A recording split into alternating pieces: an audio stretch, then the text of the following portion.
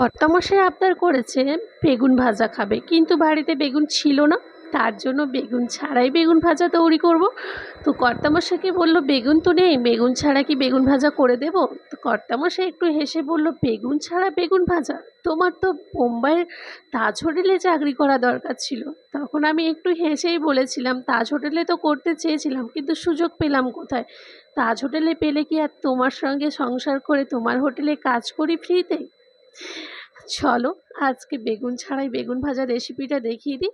একটা ক্যাপসিকাম নিয়ে নিয়েছি, আর এখানে নিয়ে নিয়েছি পরিমাণ মতো সুজি, আর সুজির সঙ্গে নিয়ে নিয়েছি একটা ডিম। ডিমকে ভালো করে সুজির সঙ্গে একটু ফাটিয়ে নিতে হবে। কেন বলো তো? সুজির সঙ্গে ভালো করে মাখালে এটা ভালো করে ফুলবে ভালো, আর টেস্ট হবে ভালো।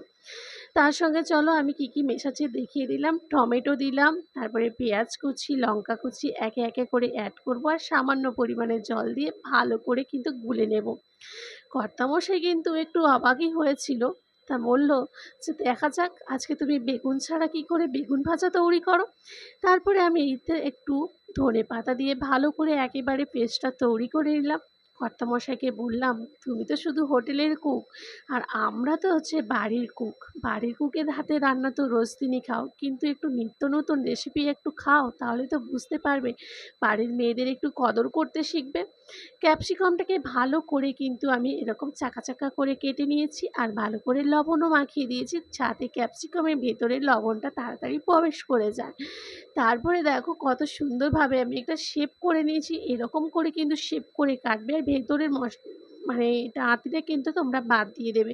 তারপরে ফ্রাই প্যানটা বসিয়ে দিয়েছি। ফ্রাই প্যানটা গরম হলেই কিন্তু আমি এটাকে ভাজতে শুরু করে দেবো। তোমরা কড়াইতেও ভাজতে পারো, আমি এতে ননস্টিকের কড়াইতে বসিয়ে দিয়েছি। তারপরে দেখো ননস্টিকটা একটু গরম হলেই কিন্তু আমি একে একে করে তৈরি করে নেব বেগুন ছাড়া বেগুন ভাজা। হুম, অসাধারণ খেতে হয়। শুধু দেখলে হবে না, বাড়িতে বানিয়ে কিন্তু বাড়ির সবাইকে একটু চমকে দিও যে আমরাও পারি বেগুন ছাড়া বেগুন ভাজা করতে। এরকম তেলটা গরম হলে আস্তে আস্তে করে কিন্তু ছেড়ে দেবে, কারণ যেহেতু লবণ মাখানো আছে তেলটা একটু ছিটকানোর ভয়ও থাকে। তার জন্য আমি সুন্দর করে নিয়ে নিয়েছি। আর একটা ক্যাপসিকামের ডিজাইন তো খুব সুন্দর হয়েছে, দেখো তোমরা, এত সুন্দরভাবে ডিজাইনটা হয়েছে তোমাদের কি বলবো। আর যেই পেস্টটা করে রেখেছিলে সেই পেস্টটা কিন্তু অল্প অল্প দিয়ে যে পাকানো সুন্দর করে ডিজাইন করা ক্যাপসিকামগুলো পুরোটা কিন্তু একেবারে চামচ দিয়ে মিলিয়ে দেবে, তাহলে খেতে তো পরে আগে তো দর্শনধারী, তারপরে তো গুণবিচারী। আগে দেখতে তো সুন্দর হলে আকর্ষণীয় মানুষ কিন্তু খেয়ে ফেলবে। সবটা দেওয়া হয়ে গেলে তোমরা উপর থেকে এরকম একটা ঢাকনা দিয়ে দিও। কিছুক্ষণ ঢাকিয়ে রাখার পরে আস্তে করে কিন্তু তোমরা ক্যাপসিকামটাকে উল্টে দিও। দেখো আবার যেন মশলাটা ভালো করে হয়, তারপরে কিন্তু উল্টাবে, না হলে কিন্তু সব ঘেঁটে হয়ে যাবে। এই দেখো কি সুন্দর পেছনের পিঠটা হয়ে গেছে। আমি প্রথমে কিন্তু কাঠের খুন্তি দিয়ে চেষ্টা করেছিলাম, আমি কাঠের খুন্তিটা একটু হয়নি বলেই কিন্তু স্টিলের খুন্তি দিয়ে আরম্ভ করে দিয়েছি, কারণ যার যেটাই ভালো লাগে সেটাই তো হবে না।